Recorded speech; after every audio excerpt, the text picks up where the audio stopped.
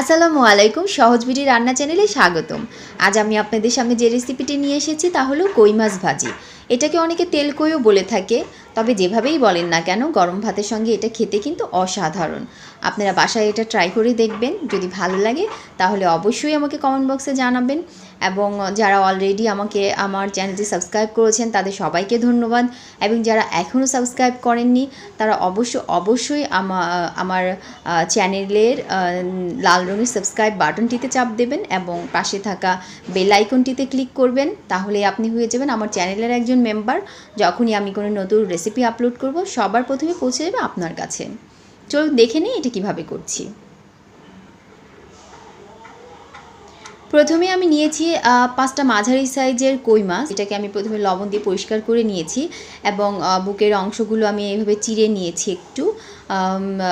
এইভাবে কই মাছ ভাজার আগে যদি এভাবে চিড়ে নেওয়া যায় তাহলে মশলাগুলো খুব ভালোভাবে ঢুকে যায়। এরপর আমি একে একে দিয়ে দিব এক চা চামচ লাল মরিচের গুঁড়া, 1 চা চামচ হলুদের গুঁড়া, দিয়ে দিচ্ছি 1/2 চা চামচ ধনিয়া গুঁড়া, 1/2 চা চামচ জিরা গুঁড়া, দিয়ে দিব স্বাদ মতো লবণ। এরপর দিয়ে দিব 1 চা চামচ আদা বাটা, 1 চা চামচ রসুন বাটা, 1 চা চামচ পেঁয়াজ বাটা। সবগুলো মশলা দেওয়ার পর আমি খুব ভালো করে মেখে নিব এবং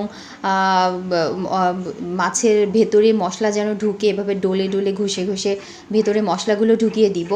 এবং কই মাছ ভাজা সবচেয়ে বেশি টেস্ট হয় যদি মশলা একটু বেশি দিয়ে মশলাগুলো ভিতরে এভাবে মেখে মেখে ঢুকিয়ে দেওয়া যায়, এবং আমি এভাবে মেখে রেখে কিছুক্ষণ রেখে দিব।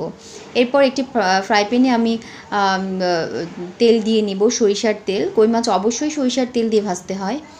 দিয়ে নিয়ে এটা হাই হিটে একটু গরম করে নেওয়ার পর আমি একটা একটা করে মাছ দিয়ে দিব। মাছটা দেওয়ার পরে আমি চুলার আঁচটা মিডিয়ামে করে দিব। কই মাছটা দেওয়ার পরে আপনার ভাজির জন্য বারবার উল্টে পাল্টে দেওয়ার দরকার নাই। একবারে যখন হয়ে যাবে, একবারে এক সাইড হয়ে যাওয়ার পরেই উল্টে দিতে হবে। এবং কই মাছটা মজা হয় যদি কড়া করে ভাজা হয়। কই মাছটা সবসময় কড়া করে ভাজতে হয়। আমি মাছটাকে একটু কড়া করেই ভেজে নিব।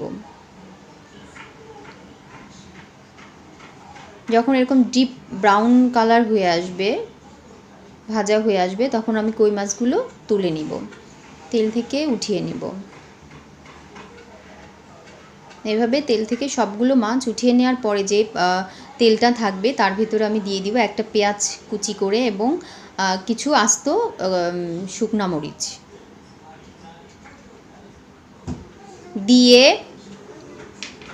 কিছুক্ষণ নাড়ার